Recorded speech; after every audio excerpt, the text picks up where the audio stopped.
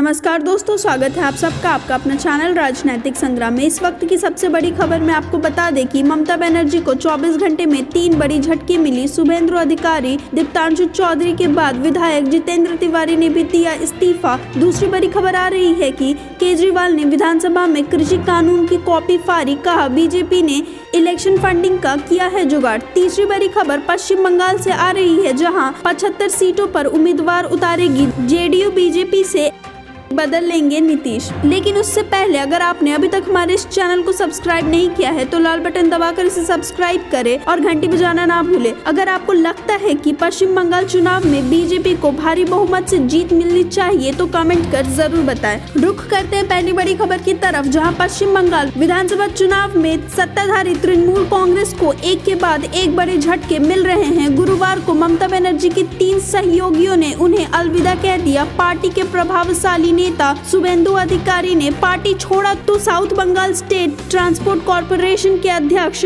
दीप्तांशु चौधरी ने भी मुख्यमंत्री ममता बनर्जी को अपना इस्तीफा सौंप दिया। इसके अलावा विधायक जितेंद्र तिवारी ने पार्टी से इस्तीफा दे दिया। जितेंद्र तिवारी का आरोप है कि पार्टी की सदस्यता और आसनसोल के महापौर पद से इस्तीफा के तुरंत बाद पंडावेश्वर में उनकी दफ्तर पर कुछ लोगों ने तोड़फोड़ किया। उन्होंने टीएमसी के पश्चिम बर्धमान जिले के अध्यक्ष का पद भी त्याग दिया है। उन्होंने पार्टी के राज्य प्रमुख सुब्रत बख्शी को लेटर भी सौंप दिया। रुक करते अगली बड़ी खबर की तरफ, जहां दिल्ली विधानसभा में एक दिवसीय विशेष सत्र के दौरान आम आदमी पार्टी के राष्ट्रीय सहयोगी और दिल्ली के मुख्यमंत्री अरविंद केजरीवाल ने सदन में केंद्र सरकार द्वारा पास किए गए 3 कृषि कानून की प्रतियां फाड़कर अपना विरोध जताया और दिल्ली विधानसभा ने सभी कानूनों को खारिज कर दिया। उन्होंने कहा कि वह किसान के साथ विश्वासघात नहीं कर सकते। केजरीवाल ने कहा, ऐसा करते हुए मुझे बहुत दर्द हो रहा है, लेकिन मेरे देश का किसान सड़क पर है और मुझे तकलीफ हो रहा है। उन्होंने कहा कि यह सदन केंद्र सरकार से अपील कर रहा है कि ये कानून वापस ले लो। केजरीवाल ने कहा कि पिछले कुछ सालों में भाजपा ने चुनाव को कितना महंगा बना दिया है, यह बात सभी जानते हैं। उन्होंने कहा कि यह कानून किसानों के लिए नहीं बनाया गया है, बल्कि बीजेपी ने चुनाव के फंडिंग के लिए बनाया गया है। यह बात किसान को समझ आ गई है अब, और बाकी देशवासियों को भी जल्दी समझ लेनी चाहिए। केजरीवाल ने कहा कि केंद्र सरकार कह रहे हैं कि किसानों को कृषि कानून का फायदा समझ नहीं आ रहा है, इसलिए अपने दिग्गज नेताओं को उतारा है।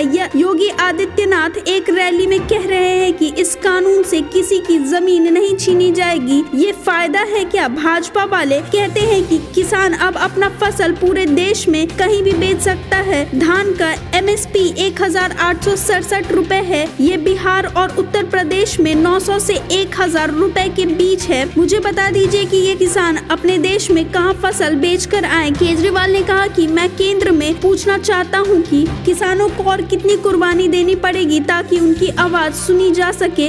उन्होंने कहा कि हर किसान भगत सिंह बन गया है। सरकार कह रही है कि वह किसानों तक पहुंचकर कृषि कानून के लाभों को समझाने की कोशिश कर रही है। यूपी के मुख्यमंत्री योगी आदित्यनाथ ने किसानों से कहा वे इन बिलों से लाभान्वित होंगे, उनकी जमीन नहीं छीनी जाएगी और मंडी बंद नहीं होगा। क्या यह लाभ है? उन्होंने पूछा कि इन 3 कृषि कानून को कोरोना वायरस महामारी के दौरान संसद में पारित करने की ऐसी क्या जल्दी थी? यह पहली बार हुआ है कि राज्यसभा में मतदान के बिना 3 कानून को पास कर दिया गया। मेरी केंद्र सरकार से अपील है कि वे कांग्रेस से बदतर ना बने। उन्होंने 9 महीने में कानून वापस ले लिया था, आप 20 दिन बाद ही ले लो। केजरीवाल ने कहा कि मेरे केंद्र सरकार से अपील है कि वे इस काले कानून को वापस ले ले। 20 दिनों के विरोध के दौरान 20 से अधिक किसानों की मौत हो चुकी है। इस आंदोलन में औसतन 1 किसान प्रतिदिन शहीद हो रहा है। मुख्यमंत्री ने कहा कि आपके विधायक महेंद्र गोयल और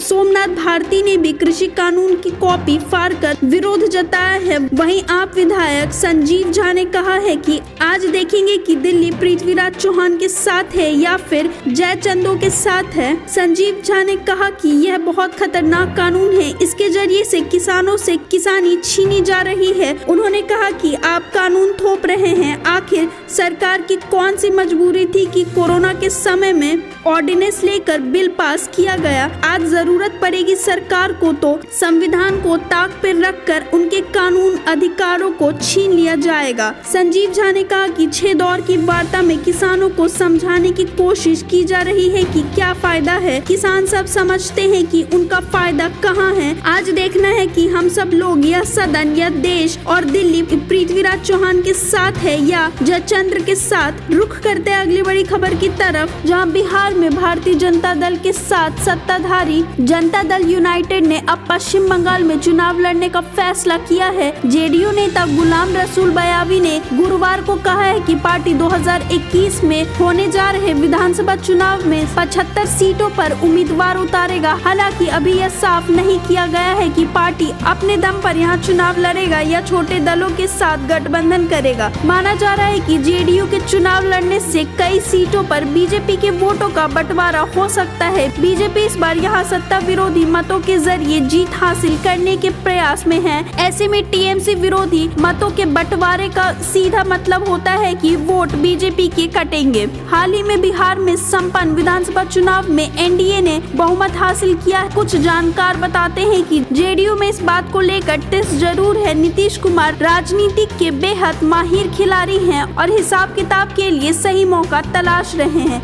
बिहार से सटे पश्चिम बंगाल के कुछ सीटों पर जेडीयू का असर हो सकता है। हालांकि बिहार से बाहर पार्टी का संगठन काफी कमजोर रहा है। ऐसे में माना जा रहा है कि पार्टी चुनाव नतीजों पर कोई असर तो नहीं डाल पाएगी, लेकिन कुछ सीटों पर यदि इसने बीजेपी की सीट काट ली है तो बीजेपी के लिए मुश्किलें बढ़ जाएगी। 26 दिसंबर से पटना में पार्टी की राष्ट्रीय कार्यकारिणी की बैठक होने जा रही है, जिसमें राष्ट्रीय अध्यक्ष नीतीश कुमार की अगुवाई में बड़े नेता मंथन करेंगे। बिहार चुनाव प्रणाली की समीक्षा के साथ ही बिहार से बाहर पार्टी का विस्तार को लेकर चर्चा होने वाली है। पश्चिम बंगाल में चुनाव लड़ने के फैसले पर भी अंतिम मोहर इसी बैठक में लगाई जाएगी। धन्यवाद। आप देख रहे थे आपका अपना चैनल राजनीति।